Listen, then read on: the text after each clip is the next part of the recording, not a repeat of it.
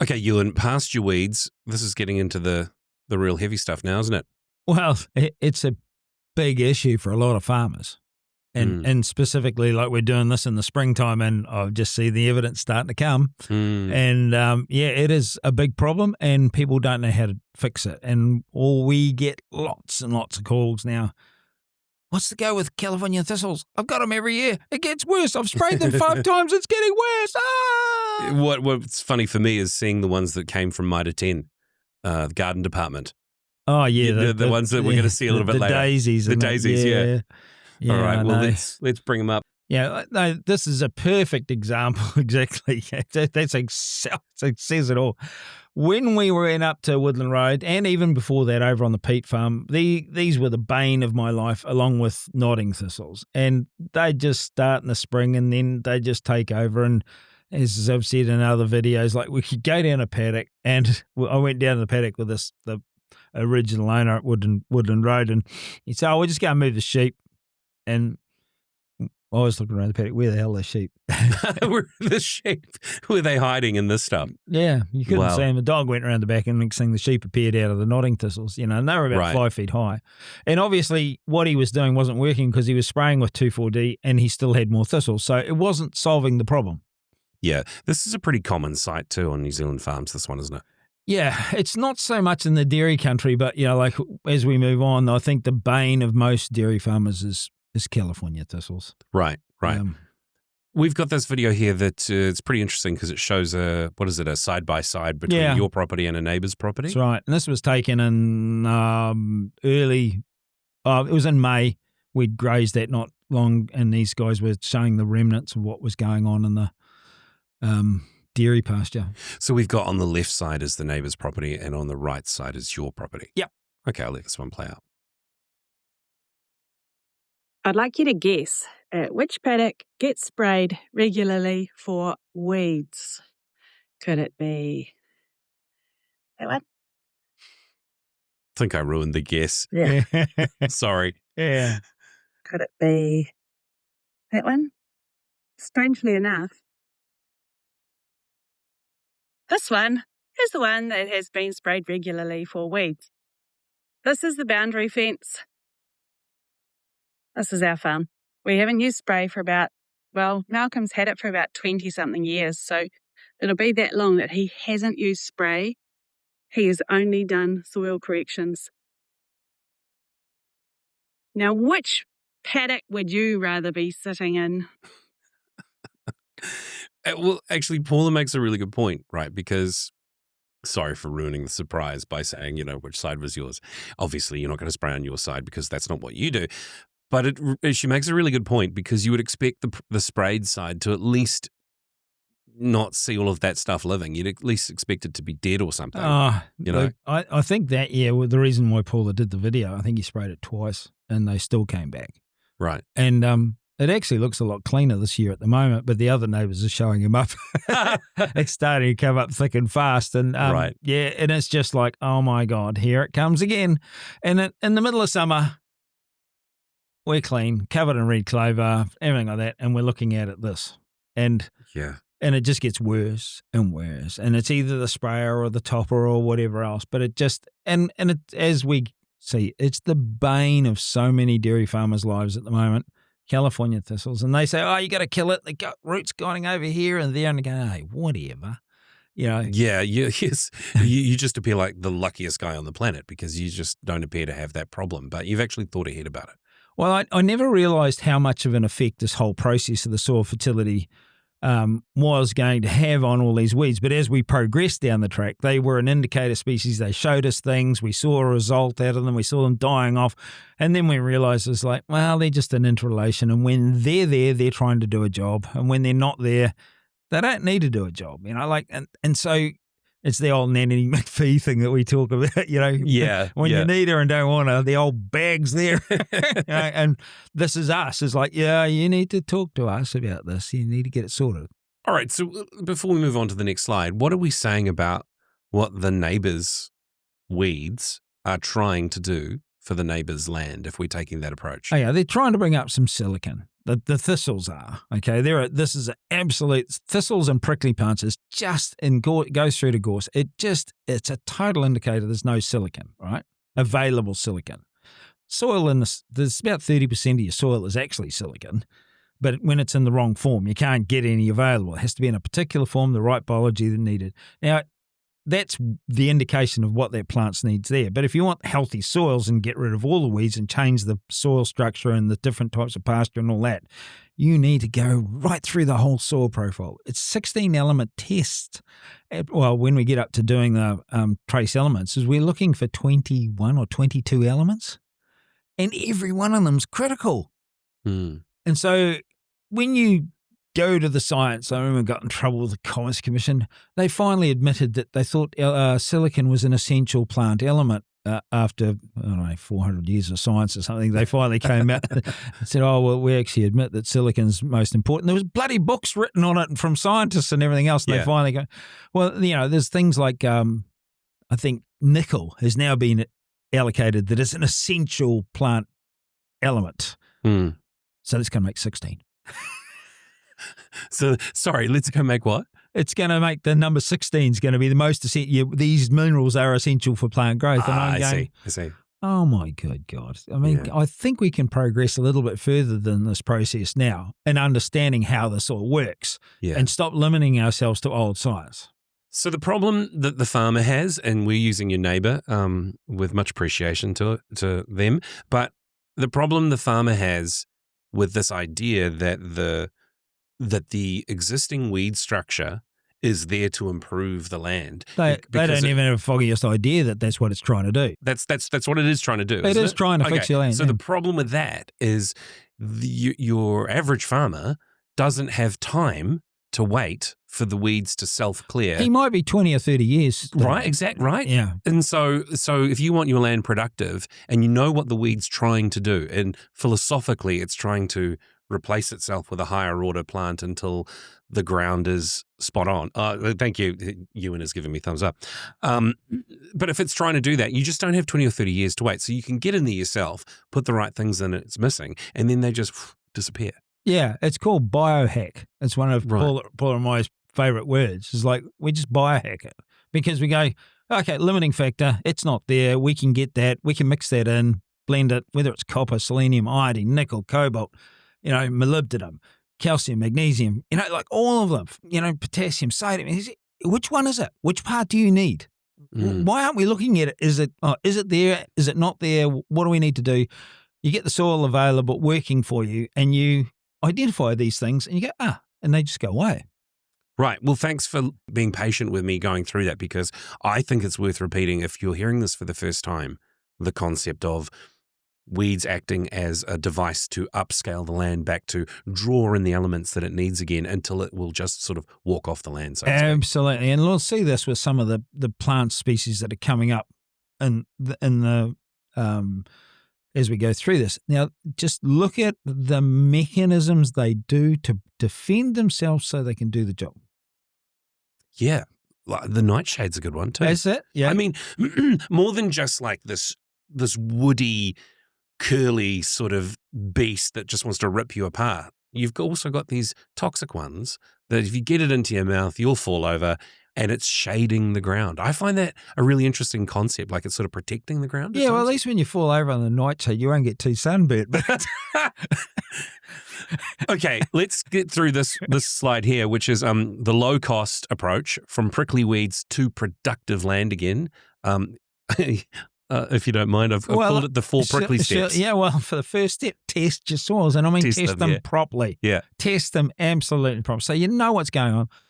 Look at the limiting factors. Understand what's happening do your budgets on what you can do and how you can do it, and get the stuff out there on the ground and get into it. So I've noticed that this is actually the same as the prior one from Weeds Part 1, except we're missing step 5 and 6, which I think was let the animals do the backbreaking work. Well, in that case, push and shove, because it's not necessarily. Not all parts of land require the animals to do that. No. But grazing should be on that too. But most people are reasonable grazers. Is it just that animals won't push prickly stuff because they get pricked by it? I guess that's the case. Okay, Yeah. I mean, sorry, I can just win the award for being dumb. I guess that's obvious. There you go. Let's move on to the next one there, and there it is. Oh, yeah. The plague of California And thistle. this is what we're talking about. It is a plague. It is Really? an absolute, yes, it is a plague. Yeah, And it is coming. really hard to get rid of. It's I assume. coming. If you haven't got it, it's coming to you near. It's coming to a cinema near you. Yeah, to a farm near you. Funny. Yeah, and that's, like I look out across our place. Have you seen the view and that, and going, oh dear. And I just watch this whole mass grow all summer, and everybody's going, oh, they've got weeds and thistles. It's all coming on to our place, and you can see this furry, the seed flowing across the farm, and you just go, oh, well, whatever. And everyone else is cringing because they got all this extra seed. Well, we've got the seed. It landed. It just didn't germinate. It's got to be weird, for your neighbouring farmers to look at the borderline and the fence between your farm and their farm, and it to just go from clear to boom, weeds. And it's like, how did the fence stop it? How did it? That it must be a strange thought. And when you realize, this is the approach, you're reconditioning the soil, not killing stuff. You're constructive, not destructive. That's where it goes. Yeah, well, I guess they do wonder a bit, but they don't talk to me very much about it. And, they're nice people, but they're just caught in the paradigm of where we're at the moment. Sure. Go if you want your farming advice, go to Farm Source, the one that's selling all the chemicals and everything else. This is no put down. I mean, this is what everyone's dealing with. It is, yeah. I did have my neighbour on one day. It was like we were in town. I said in BP getting a coffee, and he mentioned about the weeds and he said, "Oh, the place looks fantastic." And I said, "Fluffy," I give him a wink. And he said, "What?" He said, "I actually get up at midnight and go out and chip them all so you don't see anything." And he just said, "Oh, get out of here." That's funny. Okay, what's the next? So after the plague of Californian weeds, we're now looking at ragwort. Right, so this is a prime example. Environment, process. Okay, so up Woodland Road, I've got quite a lot of ragwort. But when I was pulling the ragwort, as I was fixing these saws, I'm learning this stuff again. Underneath these ragwort is just amazing. Like, it's got all this fungi, and I did these soil tests underneath the ragwort plant and then outside in the paddock where it wasn't growing. And there was 40% more phosphorus and other minerals underneath these ragwort plants. And I thought, which is proving the point about what they're pulling up, right? Absolutely. It was telling us this guy is doing a nuts-out job to try and fix your soil. Yeah. Okay. For you. For me, yes. Yeah. Yeah. So for me, I thought, I could speed this up. Yeah. So I took the fungal species off the soil, and I took them, and when I put fish fertilizer on the whole farm, I put the fungal species in the fish fertilizer. Okay. And then I spread it on the farm.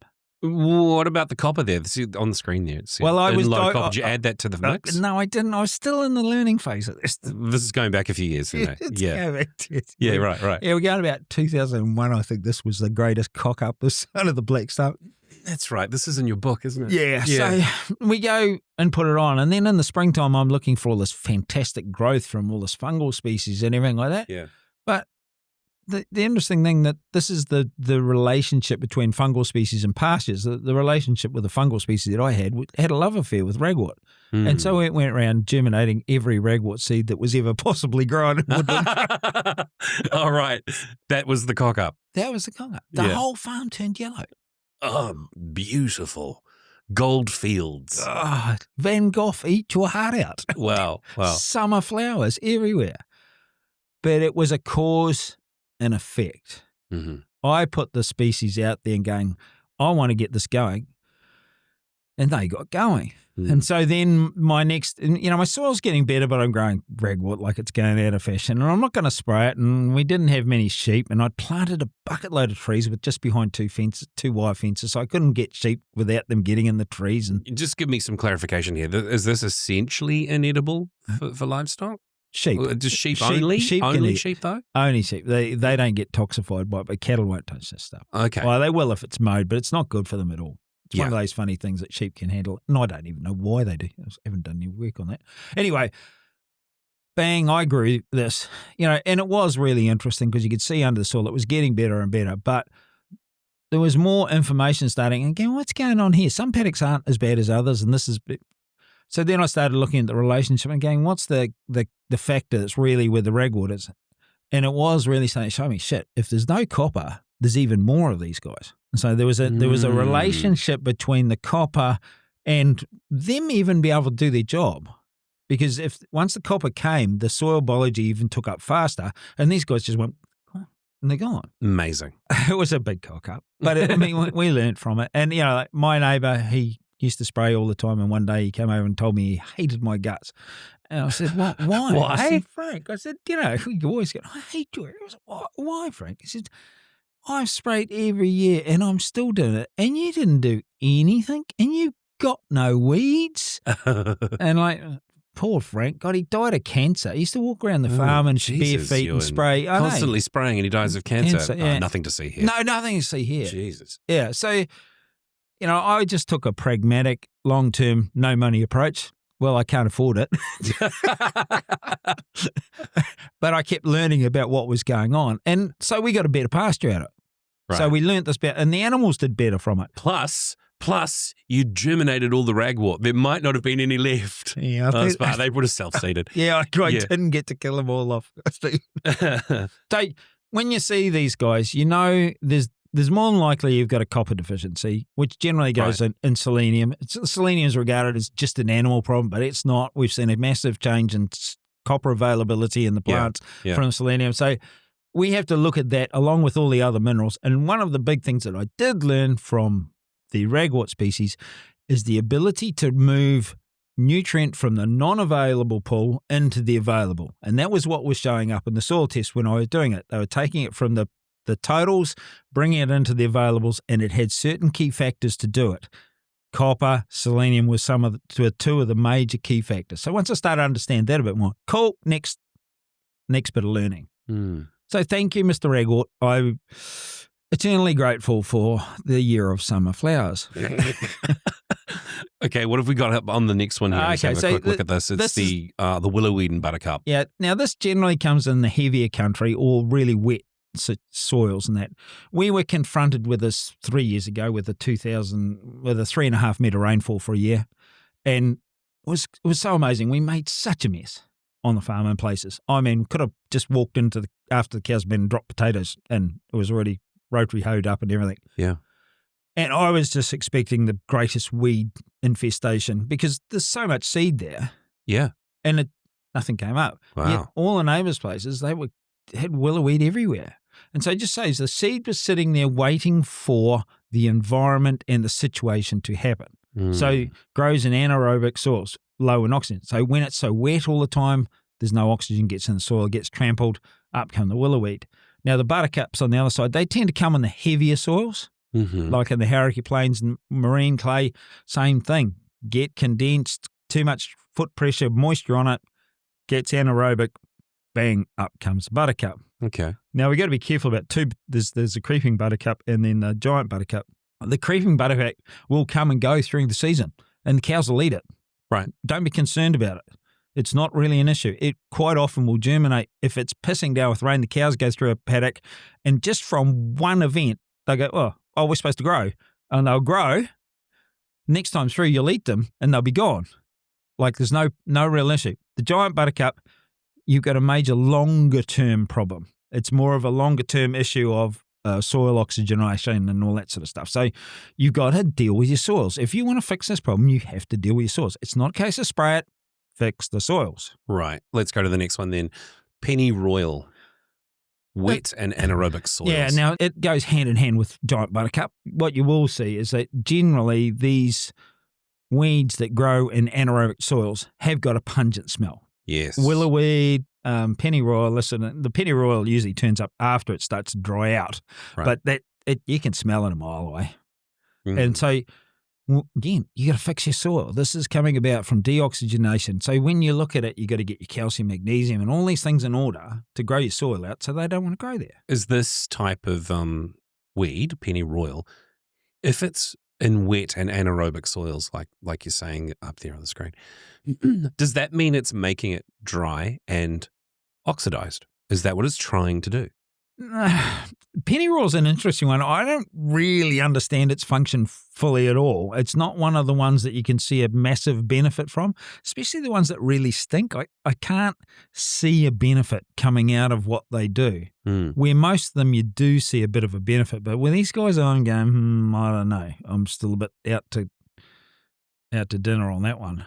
Yeah. Okay, but it's still enough to say it's a wet and anaerobic soil condition that brings it up. So that still gives you the information you need for correction. Absolutely. Right. Yeah. So, I keep saying to people, like, here's a perfect example here with rushes. It's wet, anaerobic, and generally really low pH soils. Right. And this is where you do need to test because, quite often a lot of these soils have actually had huge amounts of lime and it's not available. So there's another cause, generally silicon. They've had a huge amount of lime that's not available? Yeah, and so the calcium's not available and pH hasn't come up, and hence it's still operating in this situation. So because lime's been put on, they've overdone it? No, it may not have just, because the other elements that were required in the soil to bring the calcium into available weren't there and it didn't function. Okay. You might have a brush infested paddock, which has got more than adequate calcium in the totals, but it's the other limiting factors that are not there. Okay. Now, again, with all this anaerobic soil, barley grass, okay, it's always in more fertile soils, like higher in phosphorus, higher in potassium, and it's also wherever it was compacted. Is there? Can you just speak to compacted and compaction? Well, it's where the stock come in and they stamp it down and the soils don't regenerate. Now, I'll give you a perfect example why I keep talking about cyanobacteria. Okay. Most prolific photosynthesizing organism on the planet. So it takes in CO2 and puts out oxygen. If you want to get rid of anaerobic soils, you need oxygen. Yeah. Okay, so you need to get the cyanobacteria working in your soils. Mm-hmm. That's the number one way of fixing this problem. Okay, I'm just stabbing the dark here. On a previous slide, we looked at the buttercup, right? And you mentioned marine clay. Yes. Is that where you find a lot of the cyanobacteria, maybe? Well, in the past, yes, but we really have to bring them out of the ocean and bring an environment with us to actually re-inoculate them to get them to grow. They are incredibly prolific, incredibly environmentally robust. They live in the poles of the planet. They're the things that create the most, come springtime, as soon as the ice comes in, melts. That's the thing that starts the whole of the food chain. Cyanobacteria photosynthesize, the krill will come along, eat that, then the herrings, and then it goes on and on. So it started as a single cell organism. They cannot handle aluminium toxicity or chemicals.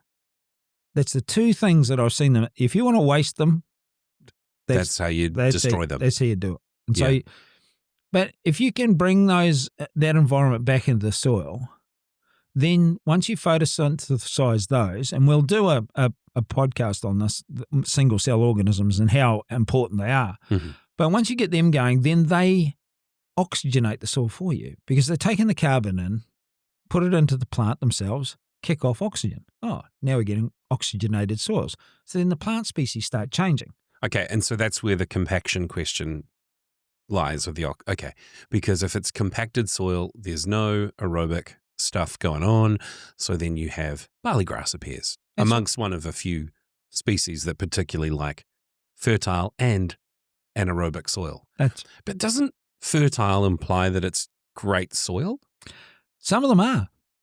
Yeah? Some of them are. And this is the part when I first started working around the country, I started realizing, how did you do that to this? Because some of the soils were amazing and they'd managed to crucify them. So if you've got a metric shit ton of barley grass, maybe kudos to you. You've got good soil. It just needs needs aeration. Yeah, well, this is the thing where people go, oh, I'll just spray it out and get the tractor and I'll aerate it or break it up with this and that. It's not horsepower or chemical you need. It's this single cell organism. It's the single cell, okay. And so what you're doing is you're going, what's the environment that I need for a single cell organism? Yeah, what is the environment? You go and do the tool test again. Oh, okay. Sorry, there was a test and I thought I failed. All right, good. All right, let's go to the next one then. Docks. Now, most people hate docks and they want to spray it all the time. The same with mellow.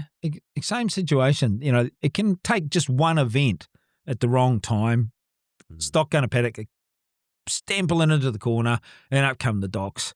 And people go, oh, I can't spray it. And like what I've seen is that the more the fertility is better and better, when these plants do come up, just leave them. Cows will eat them, and they revert back to the pasture again. Like they're just responding at that environmental incident, going, oh, yeah, that's all right. We can handle this. So docks is going to... Mellow and docks are in the same kind of category as Pretty barley much grass. in the same, yeah. As barley grass. No, barley grass is a pain in the ass. You can't graze it. I'll just go back to that. Yeah. Fertile and anaerobic soils for barley grass, higher fertility compacted soils for mellow and docks. Yeah, there's just subtle changes. Like the barley grass likes dry climate stuff. Okay. And it gets wet in the winter and then it grows in the summer in these compacted dry climates. With the mellow and that, they tend to like a bit more moisture in the soil, but this is what happens. And we just got to look at it. It's just a pasture response that you're just going to graze off. And people say, oh, no, use this spray or that spray. And going, I don't want to kill what's underneath them. No. They're doing their job. Okay, so they just fix the soil back up. The plant They're improving the soil right now. That's right. Yeah. Yeah. All right, what's this one here with oxeye and Cape Daisy? Yeah, these came in as garden plants. So they're all this is the Mitre 10 department. Yeah. This is where you actually try to buy these and they escaped. They escaped out of their little compartment. Yeah, well, it wasn't just Mitre 10. There was a whole lot of people that brought this stuff in. Yeah, sorry, I don't mean to blame Mitre 10. Yeah, you but get it's the the idea. The garden garden, palmers and all that. Yeah. Yeah. So these guys are quite... Pretty. Yeah, they are pretty bloody ugly when they start to take over a field. And they're... Pretty and edible? Yeah, sometimes the cows will eat them. Yeah. And the tendency that I've seen with my experience with these so far is that if you get a really wet patch, again, the seed's there, and it's like the docks. It's like you cock it up and they'll come up, and then the soil remedies itself and they disappear again. You've never got rid of them forever.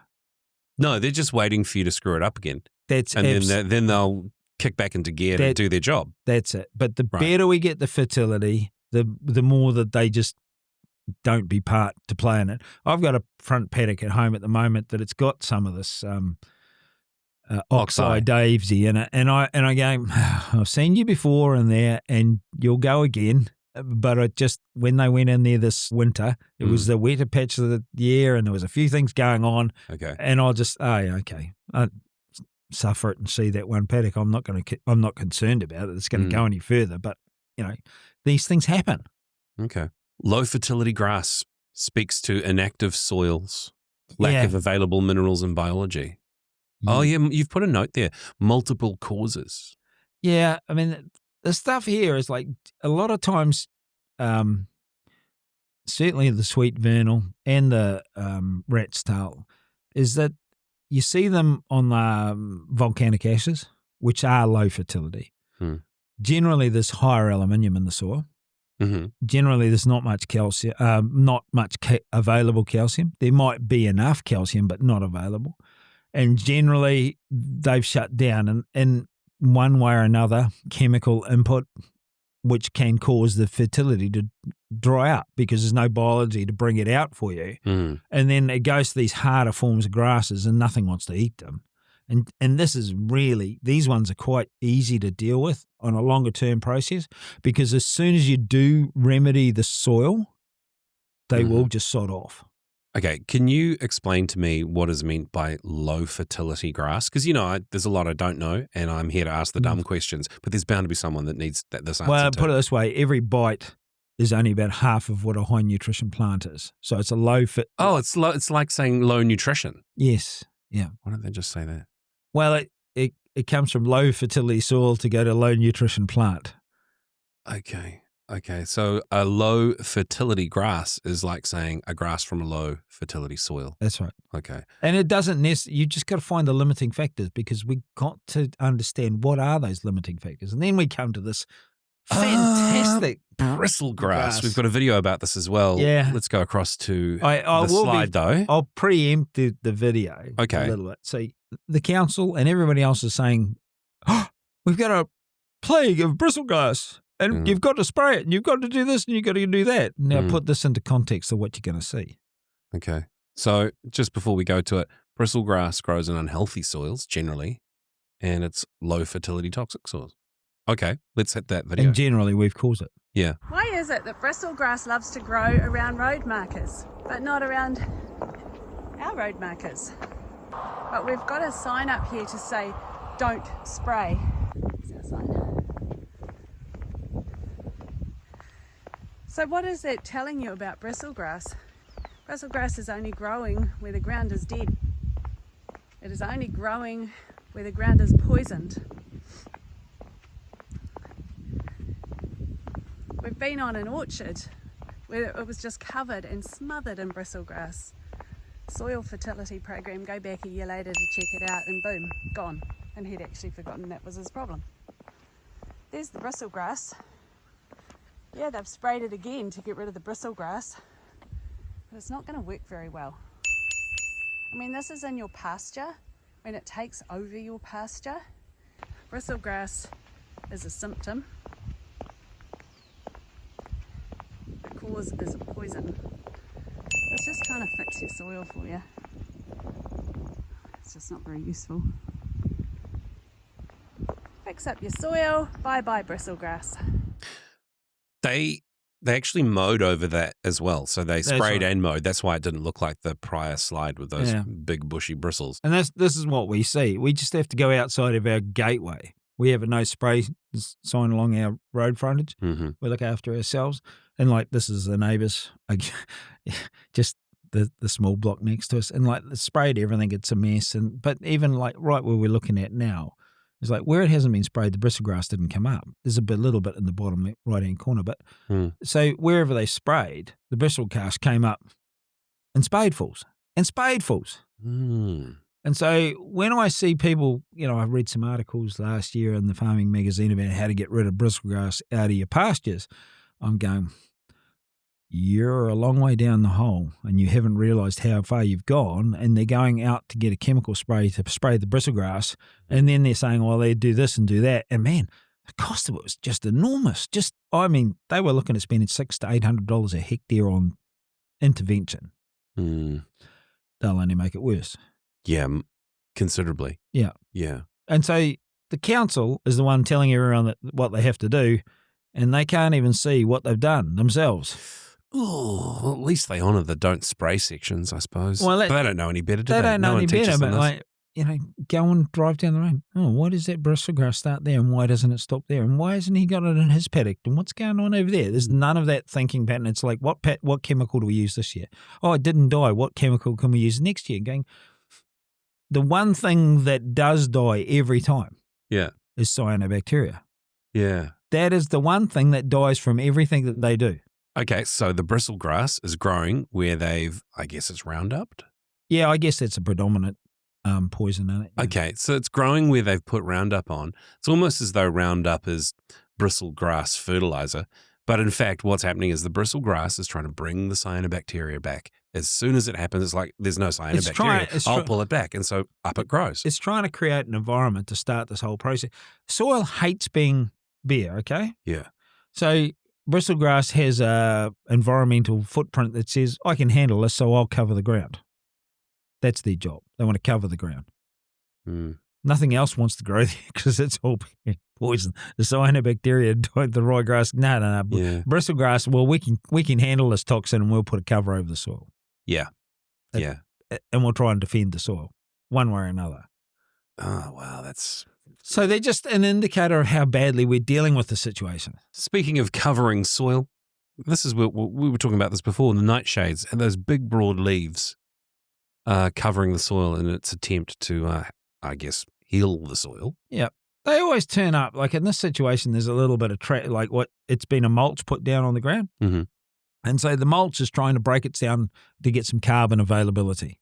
And this is always when the nightshades turn up. Raw soil, no available carbon. This is in a cropping situation, this is so much of what happens with crops, is that if they go and spray it out and direct drill the crop, the weeds turn up because there's no carbon in the soil. And the first thing the plants think, oh, I've got to put some carbon in the soil. That's the reason that a lot of crops are really, really weedy, is because it's really low carbon and they didn't cultivate and mix the dead material back into the soils when they cultivate. And when they do that and put the carbon back in the soil and make this sulfur and the nitrogen and the phosphorus and potassium, sodium all available, that's when the weeds don't tend to come.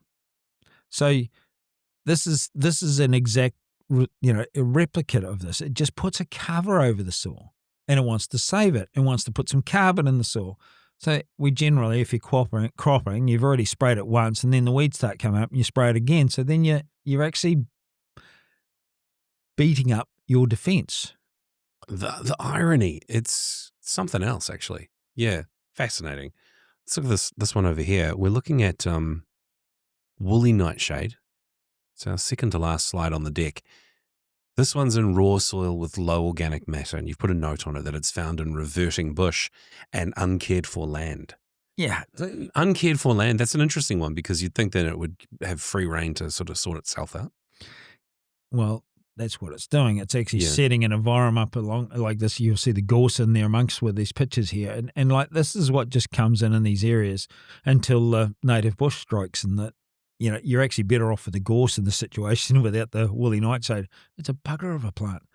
And it's just trying to cover the soil. Yeah. And so we haven't looked at these weed issues. I mean, I originally read a book from Charles Walters from Acres USA and weeds and why they grow. And the same, there was so much stuff of what we're talking about now. But I'm putting my practical, what I've seen with experience about having them and seeing them go away without having to go out there with a spray gun and attack them that way. In fact, the best thing that ever happened was that I didn't have any money, so I couldn't.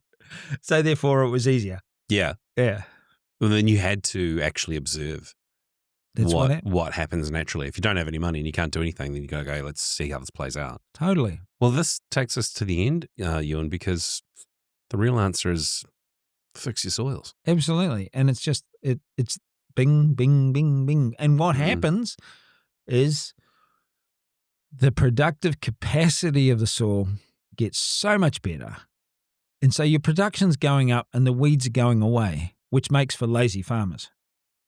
Which is a blessing. Oh, well, that's right up my alley. I mean, not that I'm lazy, but, I'd like to have more time for yourselves. And I certainly see that people are running round in circles, having to do a whole lot of things on the farm when the farm should be easy. Yeah, absolutely. Well, folks, if you're watching this and you'd like to be a lazy farmer, you'd like to have a bit more time for yourself, please like and subscribe. We're nearly at 1,000 subscribers as of the moment of recording this. Yeah, we've watched it climb up in the last few weeks as these podcasts have come out and people are enjoying your book. Book's up there on screen too. You can get an EcoFarmer's Discovery, and we have a Friday release podcast that goes into a playlist breaking down each chapter where we are talking about that. So there's two things there to follow, this podcast and that one. You can find it here on YouTube, Spotify, and listening on Apple Podcasts and all the places you normally would. Thanks, Ewan. Thanks for covering off weeds. This one has been in huge demand, so I hope people watching it got a lot out of it, and we'll see you in the next one. Cool.